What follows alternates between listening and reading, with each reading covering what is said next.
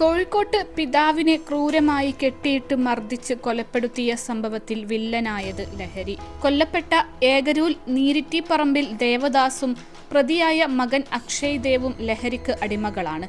ഇരുവരും ഒരുമിച്ചിരുന്നാണ് മദ്യപാനം. ഇങ്ങനെ മദ്യപാനം പതിവാക്കിയിരിക്കവെയാണ് തർക്കമുണ്ടായി അക്ഷയ് ദേവ് പിതാവിനെ ക്രൂരമായി മർദ്ദിച്ചത്. ദേഹമാസകലം പരിക്കേറ്റ് ദേവദാസിനെ ആശുപത്രിയിൽ പ്രവേശിപ്പിച്ചിരുന്നു. കൊലപാതകത്തിൽ അക്ഷയ് ദേവിനെ ബാലുശ്ശേരി CI മഹേഷ് കണ്ടമ്പേത്ത് അറസ്റ്റ് ചെയ്തു. കഴിഞ്ഞ തിങ്കളാഴ്ച രാത്രി 7:30യോടെയാണ് പരിക്കേറ്റ നിലയിൽ ദേവദാസിനെ മകൻ ബാലുശ്ശേരിയിലെ ആശുപത്രിയിൽ എത്തിച്ചത്. അന്നു തന്നെ ദേവദാസ് മരിച്ചു.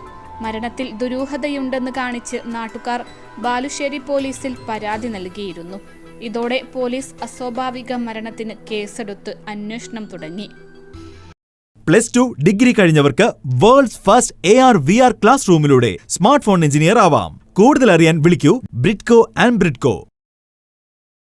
മകൻ അക്ഷയ് ദേവിനെ കസ്റ്റഡിയിലെടുത്ത് ചോദ്യം ചെയ്തതിനെ തുടർന്നാണ് പിതാവിനെ വീട്ടിനുള്ളിൽ കെട്ടിയിട്ട് ക്രൂരമായി മർദ്ദിച്ചതായ വിവരം പുറത്തറിഞ്ഞത്.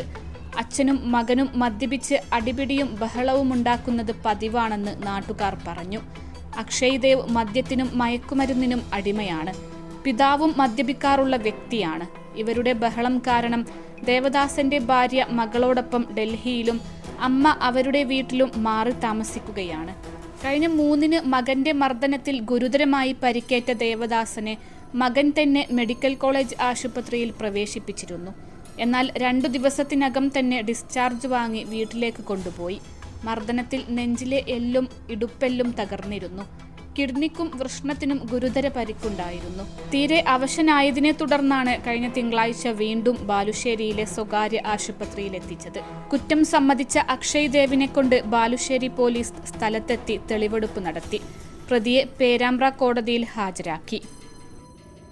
21 ലക്ഷത്തോളം സന്തുഷ്ടരായ ഉപഭോക്താക്കളും 2 ലക്ഷത്തോളം തിമിര ശസ്ത്രക്രിയകളും പൂർത്തിയാക്കിയ മലബാറിലെ ഏക കണ്ണാശുപത്രി അൽ സലാമ ഐ ഹോസ്പിറ്റൽ.